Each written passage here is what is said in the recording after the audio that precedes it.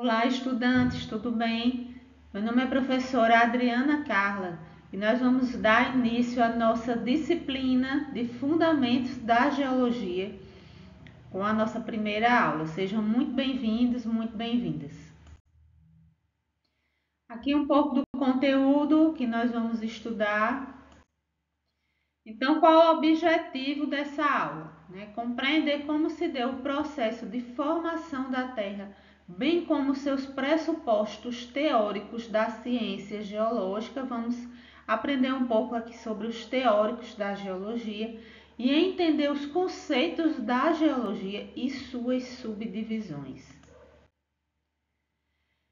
Então, vamos começar aqui com uma breve definição sobre geologia. A geologia, do grego geo e logos, que define o estudo da Terra, descreve as propriedades físicas e químicas dos materiais terrestres e os processos naturais internos e externos, numa perspectiva histórica. Então, tanto a geologia ela nos mostra o passado da Terra, como ela também nos dá uma perspectiva presente.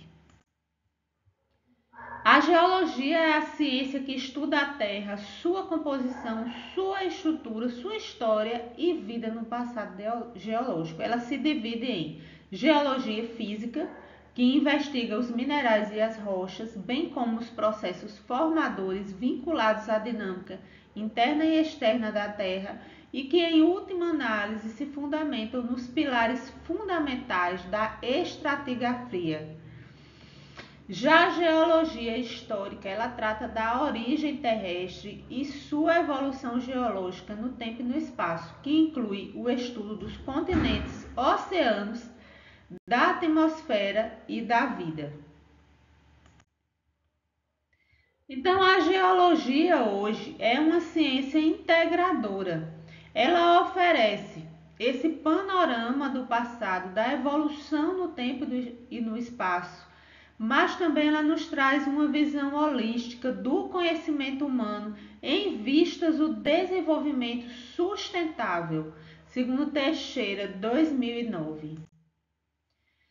Aqui nós trouxemos um pouco das divisões da geologia, Nós temos a mineralogia, que estuda a composição, as propriedades da formação e da ocorrência de minerais, a petrologia, que é o estudo da origem e ocorrência das rochas, a petrografia, que é a subdivisão da petrologia, que estuda a descrição das rochas e da análise estrutural. A geologia marinha, que estuda a estrutura, composição dinâmica da Terra por métodos físicos, magnetometria, gravimetria e sismologia.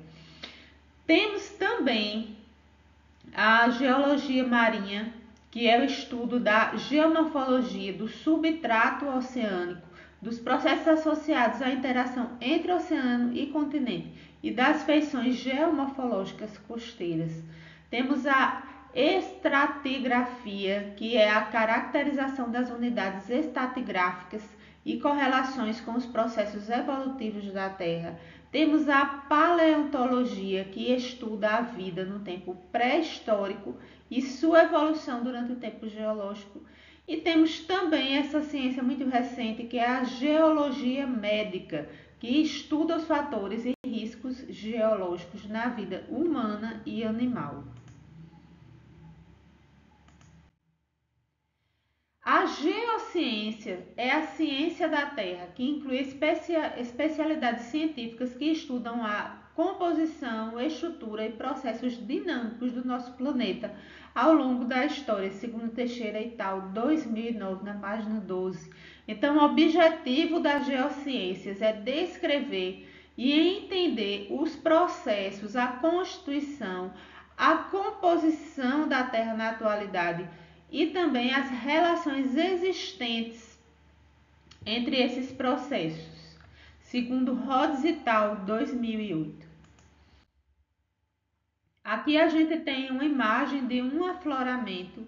Então, esse afloramento é uma exposição de uma rocha na superfície da Terra. Acredito que alguns de vocês já viram algum tipo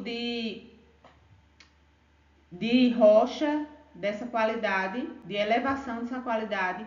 Então, ela pode ser formada naturalmente, tanto pela erosão do solo, que cobria toda a rocha, ou também pela ação humana, como cortes de estrada ou em pedreiras. É muito comum ver esse tipo de afloramento. A geologia possibilita a compreensão de fenômenos como a formação de minerais e rochas. Também, né, ajuda no significado dos fósseis, coopera com a origem, o significado aí do surgimento de vulcões, de terremotos, de maremotos, de montanhas. Também nos ajuda a compreender a formação do solo, o transporte e deposição de sedimentos, bem como a acumulação de água subterrânea. Então, qual a importância de compreender o meio físico? Primeiro, né, para promover esse desenvolvimento sustentável, educação ambiental, para conduzir a empreendimentos também que visem a sustentabilidade, ou seja, empreender sem danificar o meio ambiente. No caso de danos, remediar os conflitos ambientais, prevenir esses danos, proteger a saúde das comunidades. O que entra também essa parte aí cultural, não é? Devemos preservar as comunidades, evitando danos ambientais. O planejamento e a gestão também do território seria útil nessa compreensão aí do meio físico também, e a conservação e a preservação do meio ambiente como um todo. Então, pensamento geológico, o que é que traz esse pensamento geológico? Ele é sistêmico, ou seja, ele é visto como algo integrado, único, no entanto, integrado a demais ciências. Tem um contexto temporal, que é o tempo geológico, e tem um contexto também espacial, que é o tamanho de um planeta. Depende da observação de materiais geológicos, ou seja, do registro geológico, e segue também certos princípios geológicos. Aqui a gente traz um pouco da evolução desse pensamento geológico, né? Então, desde o início da humanidade, o homem sempre teve interesse pelas rochas, né? Tanto como fonte de matéria-prima para suas necessidades, como para o seu uso pessoal. Então, os estudos geológicos, eles ganharam grande desenvolvimento por meio dos estudos desenvolvidos pelos gregos Xenófanes, em 540 a.C., que descreveu fósseis de peixes e conchas encontrados em depósitos em montanhas, bem como Empédocles e Plínio, que descreveram erupções no Etna e em Pompeia. Então, a gente vê que a história da geologia é bastante antiga. Já Leonardo da Vinci reconhece fósseis como seres vivos que viveram no passado e que houve mudanças entre a terra e o mar. Já Konrad Gessner, em 1565, na Suíça, publica o trabalho Tudo sobre os fósseis, pedras e gemas. E George Owen, em 1570, realizou observações em extratos, porém seu trabalho só foi publicado bastante posteriormente, em 1796. E Bauer, considerado o pai da mineralogia, publica o Tratado de Mineração e Metalurgia da Ré Metálica em 1556. Vamos falar um pouco agora da diferença entre netunismo e plutonismo. O netunismo, né, diz que todas as rochas se formam a partir de um grande oceano primordial. Rochas com minerais menos solúveis se formaram no início e rochas mais solúveis à medida que o oceano evaporasse, segundo Abraham Werner. Já o plutonismo diz que considera três processos formadores de rocha, ou seja, o sedimentar, o magmático e o metamórfico, que certamente vocês já ouviram falar.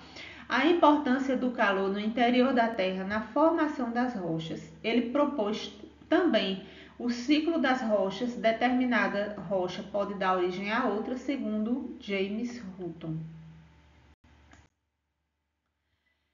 Temos aqui também, nesses pressupostos teóricos, a teoria do uniformitarismo. Então, Hutton e Lyell, nos séculos 18 e 19, demonstravam que os processos geológicos cíclicos regulares e de longa duração foram responsáveis pelo caráter transformador do relevo terrestre.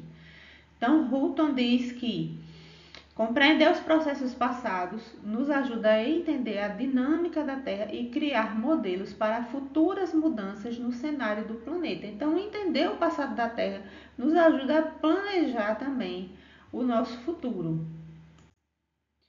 Então, por aqui a gente encerra essa nossa primeira aula. Desejamos bons estudos. Muito obrigada pela atenção e até a próxima.